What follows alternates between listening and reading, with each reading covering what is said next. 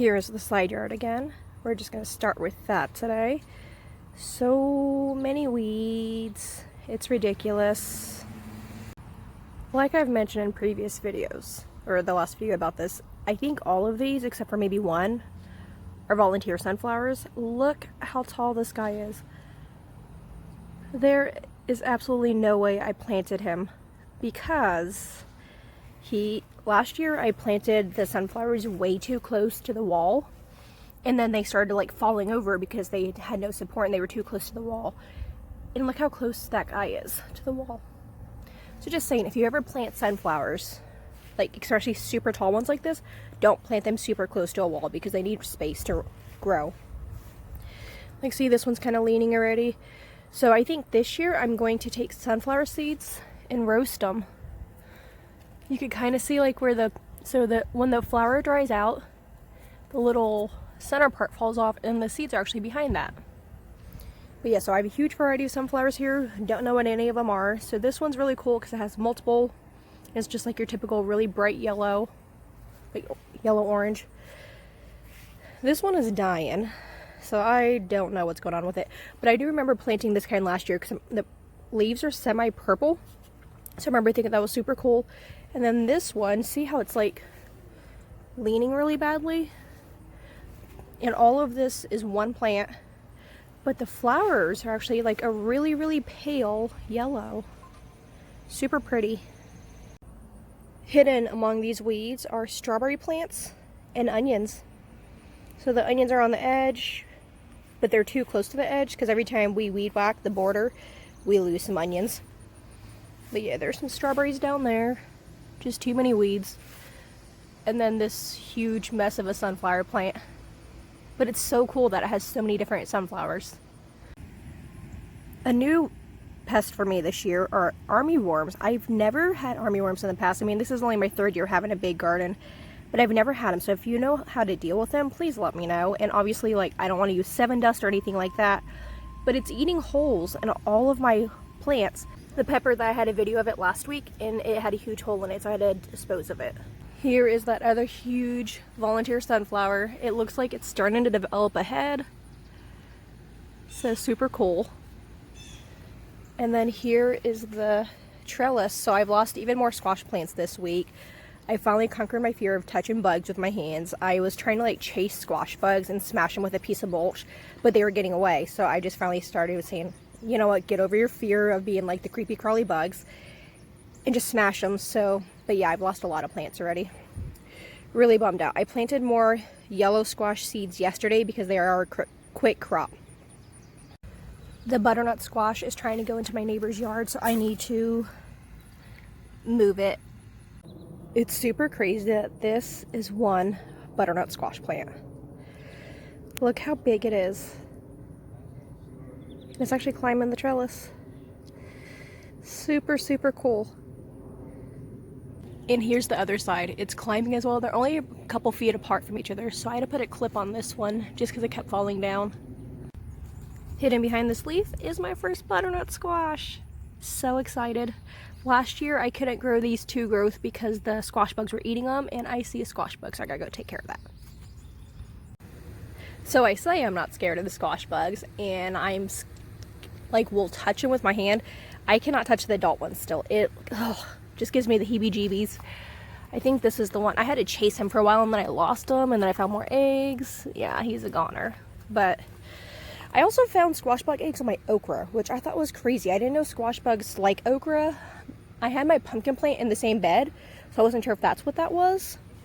Here's the scallop squash. It's barely hanging on because of the squash bugs, of course. But yeah, there's a little scallop squash. These are so fun. If I could get any this year. I'm pretty sure these are acorn squash. Remember, I planted these and then I was like, I don't remember what I planted because I didn't label. Well, I was going through like a little bowl I had the other day of seeds. I just took a bowl of seed packets out here so I wouldn't lose them. Well, I was going through them to find my squash seeds, and I found a thing of acorn squash seeds. So apparently that's what this is. So I'm excited for that. This is our Dark Galaxy tomato.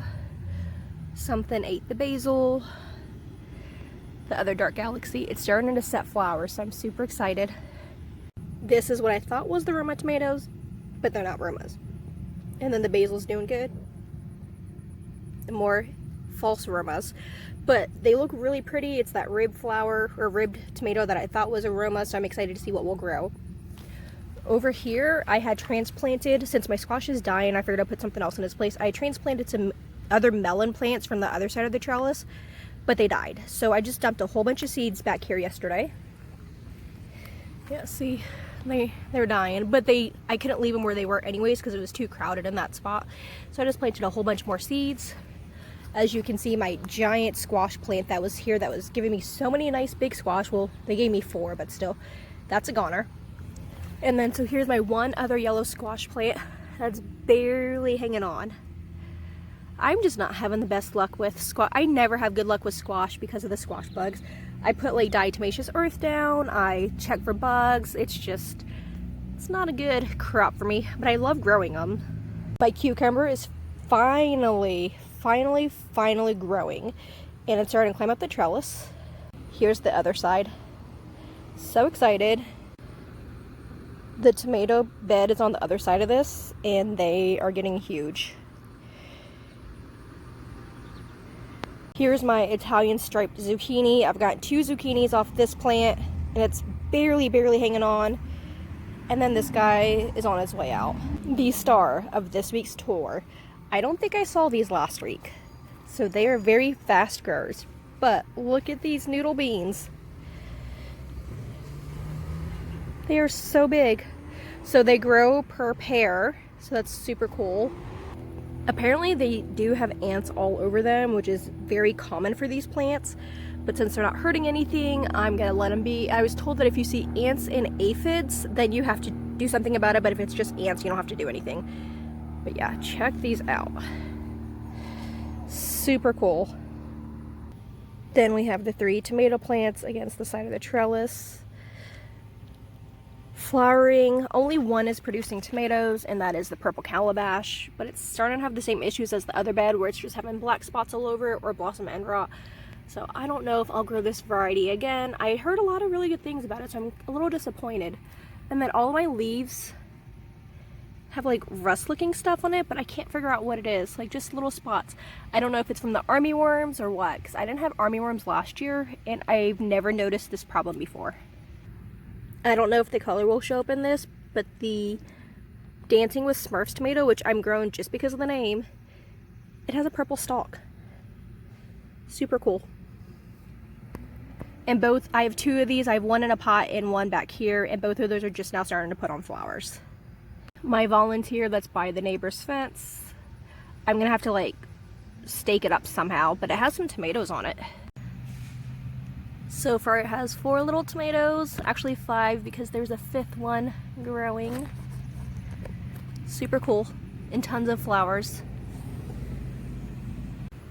Corn is still growing, still falling over, as you can see. Ken just mowed, so there's tons of like grass kick up over here, so that's what all these like specks of grass are. The other day I did pull back some of the corn, like, can't think of the term of it right now, like this outer part, and there was actually corn in there. I'm so impressed. This is so crazy. I've never grown corn before. I heard it's pretty simple, but then I've heard it's pretty hard. But the fact that I literally just planted a seed in the ground and now I'm getting corn. The tomatillos are huge. Tons and tons of flowers, but I don't see any blooms yet.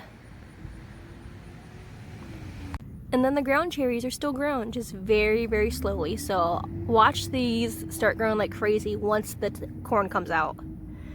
I wouldn't complain. And then back here we have all the volunteer tomatoes and tons of weeds. I'm gonna get through the rest of this really quickly because it's really hot outside. But anyway, so we have some white currant tomatoes here. I ate one the other day and I was super excited. I've been waiting for those. All my peppers, which stuff is eating. Like, they're eating like the skin of it and then leaving the rest.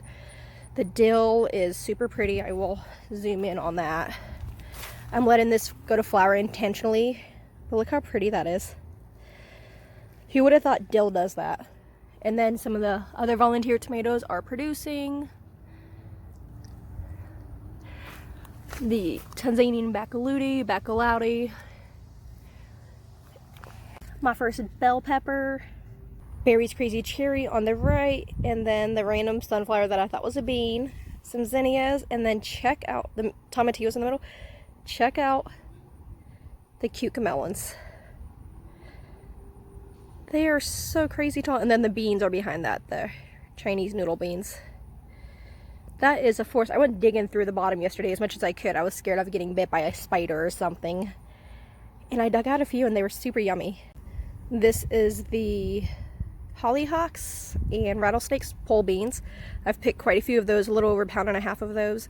I had a Japanese beetle trap, but it's not working anymore, so I'm just literally, I have a bucket of water and I'm just sticking it by the bucket of water. Started thinking yesterday, so the traps aren't working anymore because if you don't clean them out very, very, very well, the bags, then they don't go to it because they smell like they're dead friends. Well, since I have my bucket of water here to shake them off, I'm just gonna leave that here, and I'm hoping that maybe that will start stinking and will deter them from coming to my garden. We'll see. Here's the tomato and basil bed. Been getting a few tomatoes so far. I've gotten quite a few of my experiment sun sugars. I did get a couple black cherries yesterday, but these are ripening really quickly, but they are orange as well. This is the sun sugar, my experiment tomato. The basil is going absolutely bonkers. There's actually a hidden tomato plant back there because I didn't space it well enough. I need to probably put some like parsley or basil or something back there. But yeah, the Dark Galaxy is starting to turn red. My okra, which I found some freaking squash bug eggs under, I don't get it. Then there's some calendula like way down there, barely visible. And my poor pumpkin, the stem is dead and the plant is on its way as well. There is a pumpkin on there, so I'm trying to let that ripen. I doubt it will before the whole plant dies because it's really close to being dead. But I put some soil on the stem hoping it would kind of reroot. So I'm glad I left the okra in there. And then there were some zinnia flowers down here. So what I'm going to do in a few weeks is I'm going to start some green seeds inside, like salad greens like kale, spinach, different types of lettuces. I'll start those inside because it's too hot right now to start them outside, and then in like a month I'll move them out to this bed. The potatoes were doing pretty bad, but I took a soil bag and just dumped more on there hoping that I would get more potato growth. I did eat a few blueberries over the last few days, really tiny ones, but they were good. 2 of my tomato transplants from like a couple weeks ago died, so I'm down to 32 tomato plants, which is still crazy. But here's the strawberry bed. It's looking sad, but it's slowly growing back.